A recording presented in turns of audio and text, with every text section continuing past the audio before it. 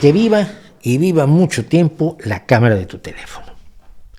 Estoy hasta el moño, estoy absolutamente hasta el birrete de la gente que dice que lo de los selfies, uy, qué mal. Es que ese narcisismo del selfie.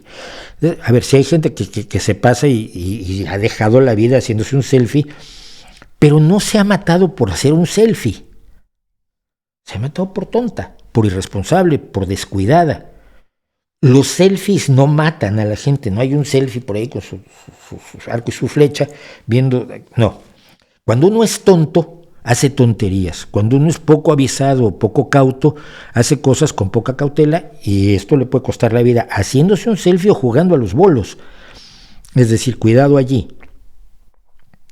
Pero yo estoy a favor de los selfies. A mí me encanta ver que la gente se hace selfies. Te voy a decir por qué. Nuestra propia imagen nunca nos había pertenecido hasta probablemente el siglo XX. Es decir, éramos como nos veían los otros. Nosotros nos veíamos de cuando en cuando en un reflejo. Los espejos son un fenómeno reciente. Los primeros espejos eran solo para ricos. Eran cobre pulido, por ejemplo, los espejos griegos, los espejos egipcios. Los espejos, yo estaba viendo el otro día la invención del espejo del vidrio con nitrato de plata, creo que es del 1800 y tantos, del siglo XIX. Es decir, éramos como nos veían los demás, nosotros nos veíamos pocos, no éramos dueños de nuestra propia imagen, de nuestro propio ser, de nuestras facciones, de nuestro aspecto. Los únicos que tenían derecho a ser dueños de su aspecto eran los ricos, los poderosos, los nobles, los reyes, los papas, los obispos, los cardenales, que podían llamar a un pintor y decirle, píntame, y que además quiero salir guapo, ¿no? Ellos tenían control sobre ellos mismos. Pero el resto de la humanidad vivía con las caras de los demás, pero sin la propia. Por lo menos esa es la impresión que me da. Te veías en el agua a veces, te veías reflejado en algo metálico, pero no era un acontecimiento cotidiano. No tenías un espejo donde peinarte y afeitarte todos los días, como hacemos ahora. Hemos ido ganando el espacio de nuestra propia imagen, de nuestro propio ser, de nuestras propias facciones y en general de nuestro serranísimo cuerpo. No nos podían pintar a todos. Yo recuerdo, yo he hablado mucho de los grandes pintores, los grandes maestros de la pintura holandesa del siglo XVII, de la República de los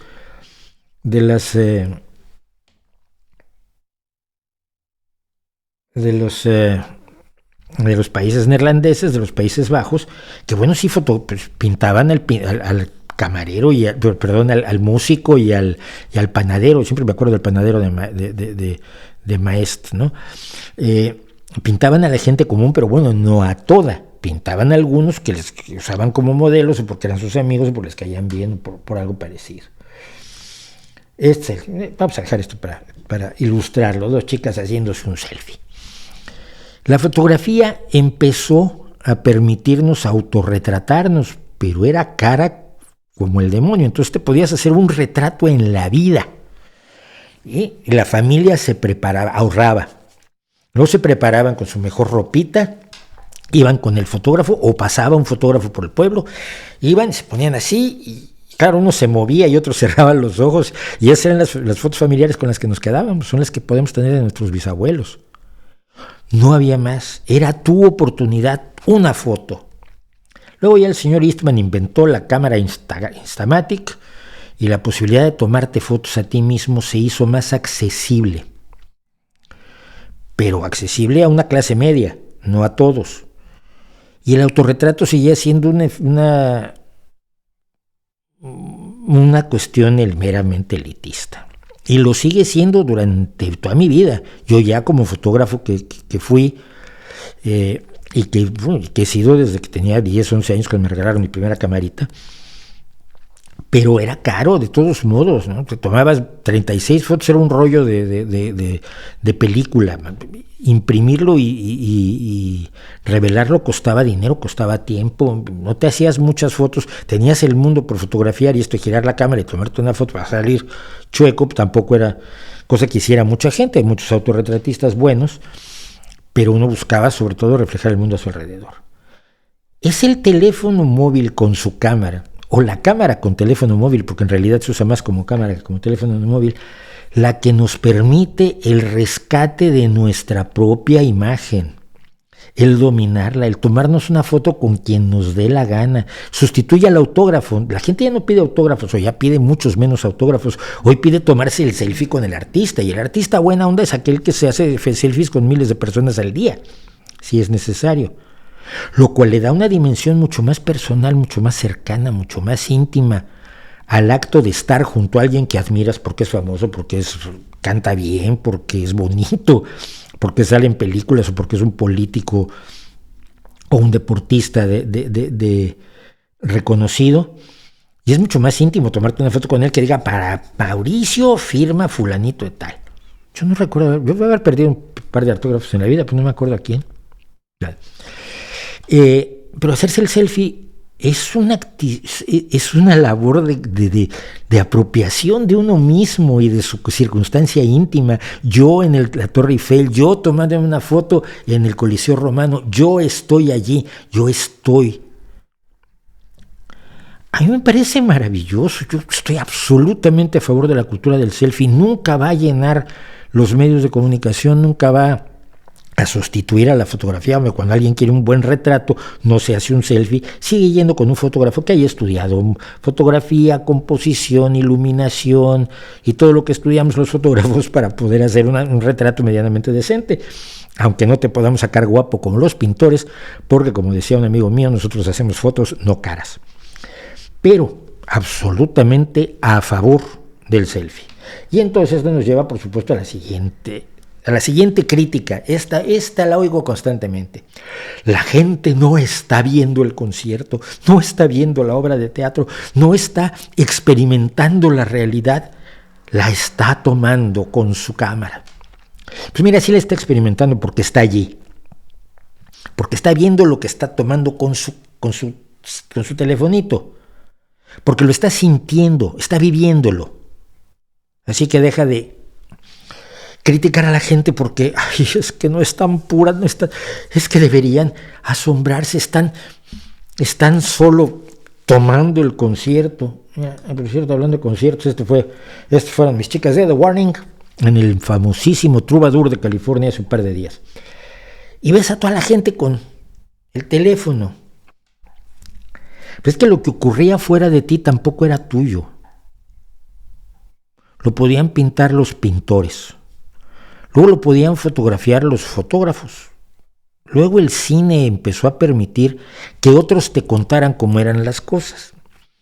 Cuando haces vídeos es cuando te das cuenta qué tan manipulados pueden estar los documentales o las noticias que nos pasaban por cine. Porque es solo un punto de vista y es el punto de vista de otro distinto de ti.